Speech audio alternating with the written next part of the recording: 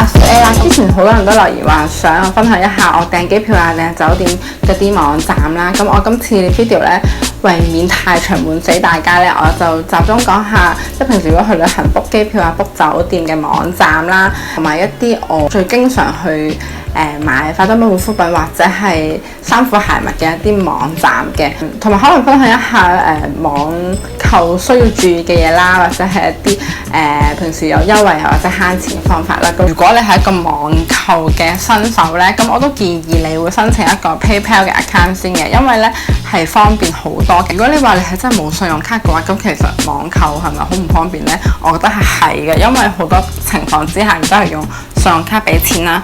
如果用 PayPal 嘅方便之處就係，如果你 connect 咗你個信用卡同個 PayPal， 咁其實以後你訂機票啊、酒店啊或者係買嘢啊嘅時候呢，就記得 PayPal 個 email address 同埋個密碼呢，咁就可以俾錢㗎啦，就好方便嘅。咁如果你話買化妝品、護膚品呢，最經常我會去嘅就係 lookfantastic.com、feelunique.com、boost.com。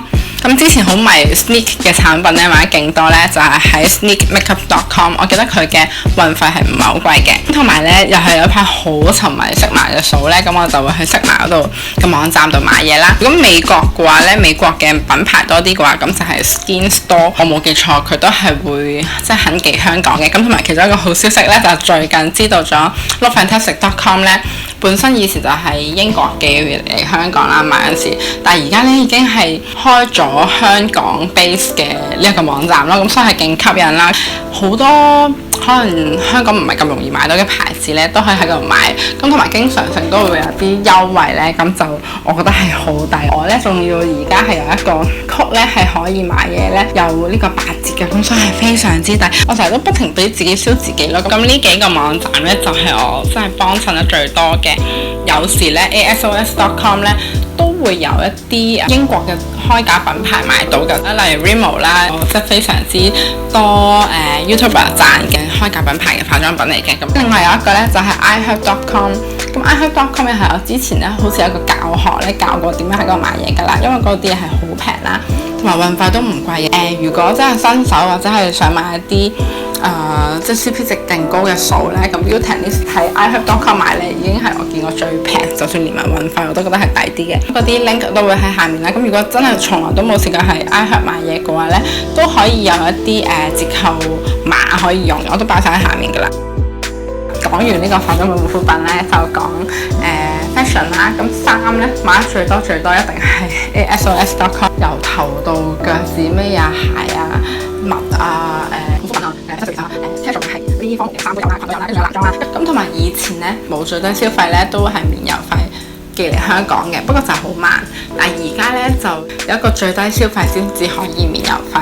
咁我冇記錯都唔係好多嘅，即係得200-300蚊左右嘅啫。我就自己多數買 accessory 或者係買衫嗰啲多嘅，佢都會有一啲係化妝品、護膚品嘅嘢買，但係就選擇唔夠我頭先所講嘅嗰啲網站多啦。咁仲有Shopbop 啦，咁 Shopbop 咧我係非常之中意呢個網站，因為佢係超級快嘅。我試過我每一次咧訂完嘢之後咧幾日就到啦，最快應該係2日定3日就到。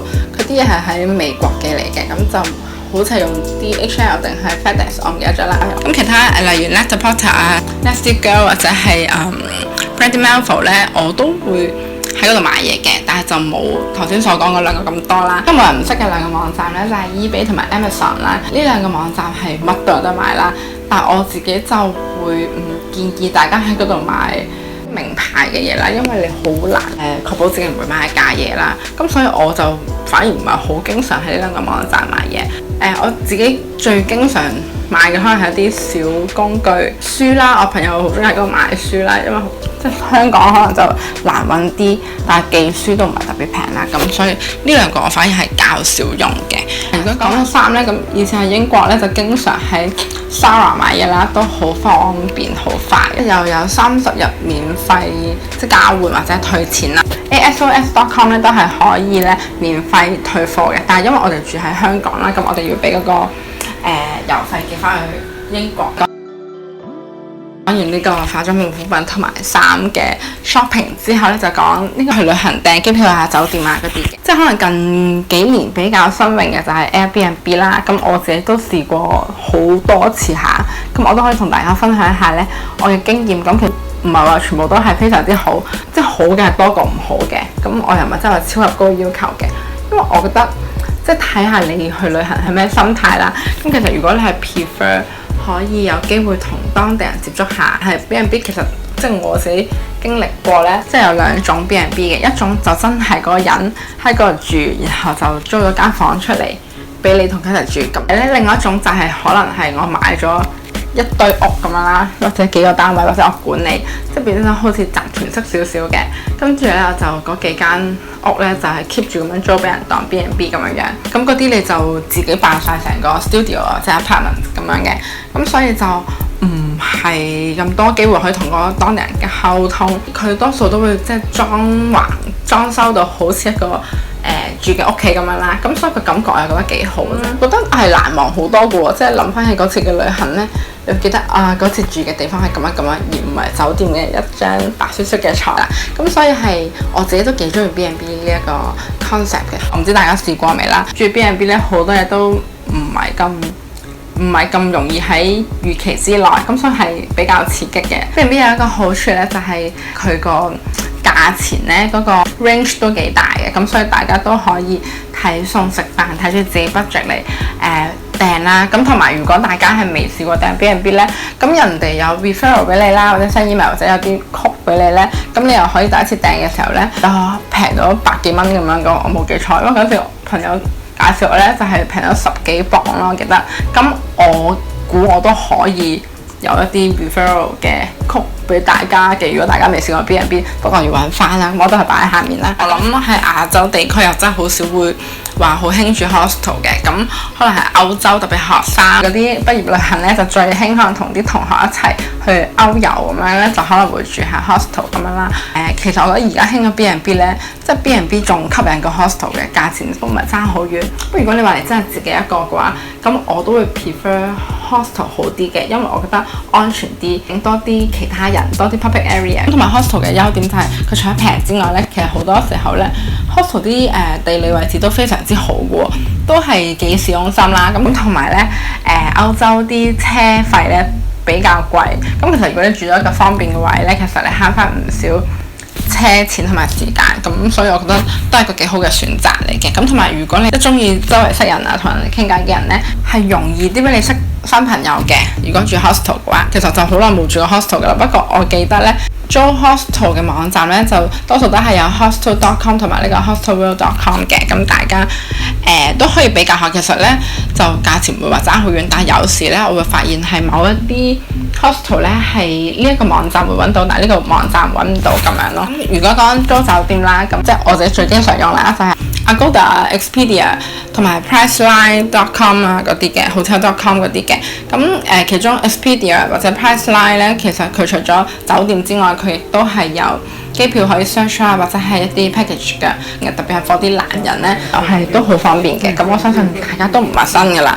咁另外呢個網站 Skyscanner， 我就本身以為應該好多人識，但係我又發現啦，身邊唔係好多朋友識嘅。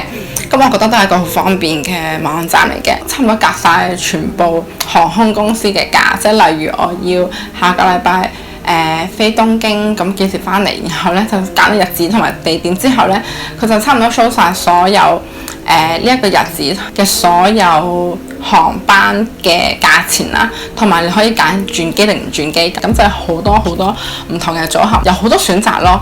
我覺得係好方便。用呢一個網站最多嘅時候係喺即係歐洲嘅時候，因為歐洲好多內陸機好平好平，可能因為你對嗰個地方嘅嗰啲內陸機嘅啲航班唔熟咧，唔清楚，咁你用 Skyscanner 咧，你就會發現到原來有咁多選擇嘅。咁同埋佢另外一個好方便嘅 function 咧，就係當你啦係諗住8月去旅行啦，咁但係8月咧我幾時去都可能 OK 嘅，咁你就可以揀咧成個8月飛呢個地方啦，跟住佢就會 show 俾你睇咧邊啲日子係最平咁樣咯，變咗係好鼓勵你去旅行，因為佢真係太方便啦，好有用嘅一個網站嚟嘅。咁相信好多學生咧，或者係總之好中意去旅行嘅人咧，都係唔係好 care 搭咩航空公司。其實我就真係唔係話好 care 嘅，覺得係短程嘅話。咁我自己有試過，真係較常用嘅廉航咧，就有 AirAsia 啦、Hong Kong Express 啦，同埋 Scoot， 同埋我搭過一次 Tiger。分享翻咁多次嘅經驗咧，其實我最滿意嘅就係 Scoot 啦。Tiger 咧就真係慘痛經歷啦。我有時發現咧 ，Hong Kong Express 如果你真係用原價買咧，你加埋其他嘅雜項啊，例如嗰啲行李附加費等等嗰啲咧，其實佢分分鐘係仲貴過嗰啲正路嘅航空公司㗎。例如啦，你要飛首爾嘅話，其實如果你唔係真係搶到平機票嗰啲55蚊啊，買一送一或者0蚊嗰啲，你可以試下 search 埋例如嗰啲 Asiana 嗰啲，因為佢有時咧真係唔係差太遠，但係佢啲時間就真係好好多，同埋佢係可以免費俾你改時間日子嗰啲咯，我就覺得好好咯。我試過飛台灣咧，唔係廉航，唔記得咗邊間啦，都係千零蚊到，但係我到時咧即係突然間想改日子咧，打去佢都係可以俾我改，係唔使加錢。咁我覺得非常之抵咯，即係有呢個彈性，又包埋你嗰啲行李，咁都唔係真係貴過廉航好多咯。不過如果飛長途，我就覺得好重要嘅，即係爭好遠嘅個飛長途係啦。咁我自己本人都幾中意呢個 SQ 嘅。咁呢個都係題外話啦。我試過幾次飛新加坡啦，用 Scoot 咧，我都覺得係好接受到咯，我自己。咁所以如果大家係一個經常要飛新加坡嘅人咧，都可以留意下 Scoot 嘅。咁我知道 Scoot 有得飛呢個澳洲，不過就未試過啦。咁都好平嘅。咁如果大家係想飛澳洲，都可以留意下 Scoot 嘅。即係我自己就唔係好推薦。如果大家係好中意飛泰國啊、馬來西亞嗰啲，都可以留意下AirAsia。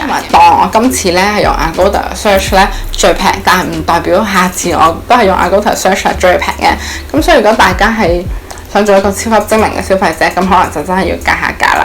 咁係啦，咁呢啲就係我經常用嘅網站啦。上面都有一個小小嘅 tips 咧俾大家嘅。如果大家都真係想精明啲或者想慳錢嘅話，其實有兩個方法嘅。咁第一就係留意下信用卡點樣優惠啦。例如我前排發現咧，唔知 Expedia 定係 Agoda 咧訂酒店啦，我嗰陣時係用 AE 嘅話咧，佢係有另外嘅折扣優惠，我唔記得咗係95折啊、9折定係85折啦。咁我都幾開心，因為本身你都預咗要 book 㗎啦，咁突然之間有折，咁就好抵啦。咁所以大家可以留意一下信用卡嘅優惠嘅。我自己經歷過就係 AE 經常都有優惠嘅，好似 Citibank 嘅信用卡都有優惠啦。另外呢個咧就可能一個較新嘅方法，但係其實我自己咧好耐之前睇過。好多外國啦、新加坡、馬來西亞嗰啲都好興用呢一個方法，就可以有回贈嘅。我自己喺香港用過嘅網站咧就叫topcashback.com 啦，咁裏面有超級無敵多網站嘅。咁頭先我講嗰啲基本上都有嘅。咁我登記完做佢哋嘅會員之後咧，咁下次要訂機票、酒店或者係要網購嘅時候咧，咁就去佢嘅網站嗰度咧就 log in 啦，然後就 through 佢嘅網站咧撳入去我想買嘢或者想訂嘢嘅網站，咁佢就會有唔同嘅優惠啦。咁好多時咧都可能係5% 至到9啊、12% 咁樣嘅回贈。咁就當啦，我如果喺嗰度訂咗1000蚊嘅嘢咧，佢可能就會回贈翻50蚊啊或者100蚊俾你咁樣。咁我就覺得係非常之抵嘅。都好簡單，因為我試過幾次咧都係成功嘅。可能我喺 Agoda 度睇中咗呢一間酒店啦，決定咗要 book 呢間酒店啦。咁我先揀好咗時間、日子啊、地點咁樣啦。咁我然後就 log in 呢個 topcashback.com， 跟住咧就撳入去 Agoda 啦，喺嗰個網站入面撳入 Agoda， 然後就直接 book 嗰個酒店啦。成功 book 完之後，可能入住完之後咧，咁你之後自己嗰個 topcashback.com 嗰個 account 咧，佢就會回贈翻啲錢俾你咯。即係佢筆錢我點都要俾㗎啦，但係而家有回贈，我就覺得幾開心。唔同網站就回贈翻唔同嘅 percentage 去你嗰個 account 啦。咁你自己可以揀咧，就轉翻啲錢落你個 PayPal account 度，然後就轉翻去自己個銀行戶口就得㗎啦。咁或者你可以 keep 住喺 PayPal account， 咁你之後買嘢都係用 PayPal 嚟俾錢咁樣。唔記得再講，呢個好重要，呢個好重要。大家真係咁啱呢排要去旅行咧，係咁而家登記完做會員之後咧，去 Agoda 嗰度訂嘢咧係會有額外嘅優惠咯。即係除咗係回贈之外咧，係另外好似俾15蚊嘅折扣㗎，冇記錯。咁係全部嘢都會擺晒喺 info box， 因為真係好多 link。即係勁抵啦，咁我就覺得，即係當如果最後 book 酒店係 book 到1000蚊嘅話咧，咁佢除咗回贈可能50定70、80蚊俾你之外咧，佢再平多 $15即係幾錢啊？即係再平多百幾蚊俾你，咁即係1000蚊嘅酒店可能最後咧，只不過係800零蚊咁樣，係真係勁抵咯！即係我覺得完全係慳妹之選。大家想做一個精明嘅消費者咧，咁都可以善用下呢一啲網上面唔同嘅渠道嘅一啲優惠啦。咁係啦，咁我都覺得我好多資訊，咁所以咧，如果大家唔夠清楚或者講得太快嘅話，我都會喺下面補翻晒全部嘢㗎。